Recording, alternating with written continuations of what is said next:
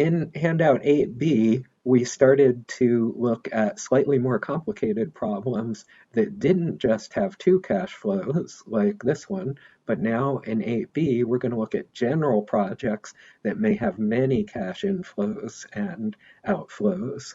And we needed to figure out how to handle this type of problem. And the way that we did that was to say that the CF0, or PV tote, is always made up of these pieces, and one piece is associated with the first cash flow in the future, and another piece is associated with a different cash flow in the future.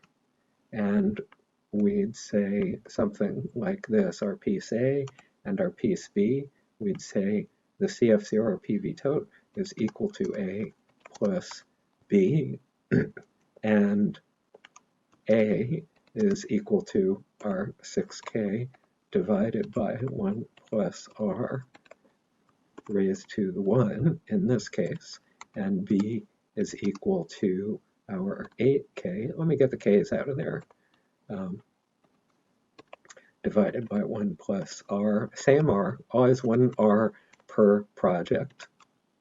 So by breaking this PV tote into these pieces, all we're really doing for all these problems is just breaking up our big PV totes here into a sum of pieces associated with all the individual future cash flows. And notice how we always discount first when we're considering PV tote or t equals 0.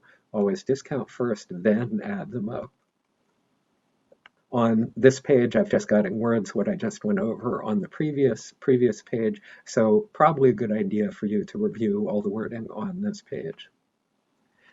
And then we went from this simple 3 cash flow problem, 1 cash flow at t equals 0 and 2 future cash flows, and we looked at that and thought about that a little bit, and that led us to a general equation here, which we could use for any project that had a whole bunch of cash flows in the future, and we called that the fundamental discounted cash flow equation. So it says that PV tote, or CF0, is equal to, for each future cash flow I, discount it, do that for each one, for I equal 1 up to the number of cash flows n. Once you've got them all discounted, then add them up. So take each one individually, discount it back to t equals 0, then add them all up. That's all this equation says. So again, from a lender's perspective, PV tote, or CF0, is the amount we invest now, or we'd say the principal we commit now to receive the future stream of cash flows. And from a borrower's perspective, CF0 is the pile of money we can get now if we agree to pay the future stream of cash flows. So also, mathematically, this future stream of cash flows, if you just add them up, forget about time value, all that, they should always be bigger than PV tote. Why? Because from a lender's perspective, you're putting out a blob of money here and you want to get more than that back. So that's a good way you can always check your work with these problems. Okay, some math that we should know.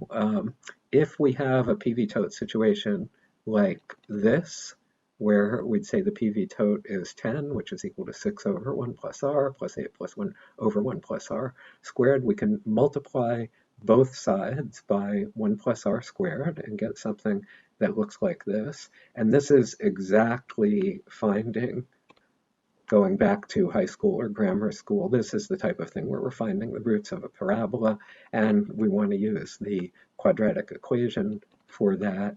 And in the equation to the right here, x is just equal to 1 plus r for us. So I haven't given you many problems where you've had to use the quadratic equation, but I have given you a couple, or maybe 3 altogether, all the way across chapters 8, 9, 10, 11a, and 11b. And then we spent a lot of time looking at constant cash flow project types, which are also called annuity projects. Okay, and that means the exact same thing. An annuity project is just a constant cash flow type of project. So what do we mean by that? We mean that there's going to be a blob of money going out. In this case, this would be from a lender's perspective at t equals 0. And in return for that, she's going to get a set of equal magnitude cash flows coming back, spaced at equal time intervals. And these appear all over the place in mortgages, car loans, financial annuities, with a little bit of modification. We see them in annuities due, and we looked at examples from all of these types of constant cash flow problems. And we developed some discounting cash flow equations for these. Our most fundamental one was that we just took our fundamental discounting equation and we said that if all the cash flows are constant, we can pull them out from where they'd normally be in here, just pull it out from the summation here and have that outside, which makes it easier to solve for. And we also got this formula, which was very helpful. The PV tote is equal to the cash flow. So remember here, C equals CF, just depends on the textbook that we're looking at, means the same thing. So the total PV at the beginning of the project is equal to this uniform cash flow times this whole mess involving R, and N again is the number of periods. And we can use this guy for any constant cash flow project, and we can use this guy for anything but annuities due. And we'll have a slightly modified version of this formula for annuities due. And in general, it's really important that you understand how these diagrams work. So if we're a borrower, here we are at t equals 0, getting a big blob of money to help us buy a house or a shack or whatever.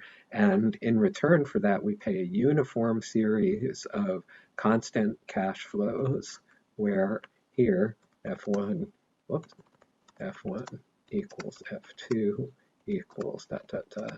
equals Fn equals F equals CF in our terminology. So from the borrower's point of view, you get the blob of money in return for making a series, equally timed series of payments of a constant amount. And from the lender's point of view, again, you give someone a blob of money in return for a contractual promise to get a constant payment back at constant intervals over time. And again, if we just arithmetically add up F1 to Fn, that number better be bigger than F0 in this diagram. Otherwise, the lender is not making money. So that's a good way to check your work. And then we just took a moment here to think about risk. I just want to emphasize with you all that we should always be thinking about risk. And we just reminded ourselves that in general, interest rates increase with a project's riskiness. And there's no law of nature behind that. It's true because it's found to be true empirically. And we've agreed that the US Treasury can borrow money at about the lowest interest rates in the world, and it's considered, in quotes, a risk-free investment. As we saw in Chapter 9, treasuries are not really risk-free, but everyone calls them risk-free in quotes. And CDs are similar to treasuries because they're guaranteed by the FDIC. And in general, what we call subprime borrowers pay more interest than prime borrowers because they have a higher propensity to default. They're riskier. Then we looked at annuity due projects, and annuity due projects are just annuity projects with repayments made at the beginning of the period instead of the end of the period. And they happen when a lender wants their cash back quicker, and very often when the borrower is paying upfront for each period for the use of the equipment or whatever it is during the period. So that could be an apartment where you pay your rent upfront at the beginning of the month. It could be a lease for a piece of medical equipment, something like that. Okay, so then we had some special formulas for annuities due. Our general simplified fundamental discounting equation works also for annuities view. You just have to be very careful of making sure you've got the timing right of your cash flows. And then we got these versions of this formula that work only for annuities due.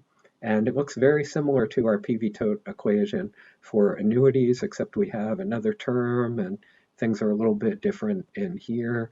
And here's a nice, slightly further simplified version of this equation, which is good because using this version, we can find the uniform cash flow for annuities due. And then we did spend a little time talking about perpetuities, and a perpetuity is just a uniform cash flow project with repayments stretching on until hell freezes over, stretching on forever. And they satisfy this general equation, which has a problem because it goes out to infinity. But we found we could make a nice closed form equation for this, and this is definitely one you should know, that the present value of a perpetuity is equal to the uniform cash flow that's paid every year, every month, whatever the contract says, out to infinity, divided by the interest rate or the discount rate for the project. Growing perpetuities, we do not need in this course. So I'm not going to ask you about growing perpetuities. If, because of my early onset Alzheimer's, I do put a question of growing perpetuities on exam 2, I will just give everyone 100% for that credit. But I'm 99.9% sure I would not do something like that. Okay, so that was it for 8B.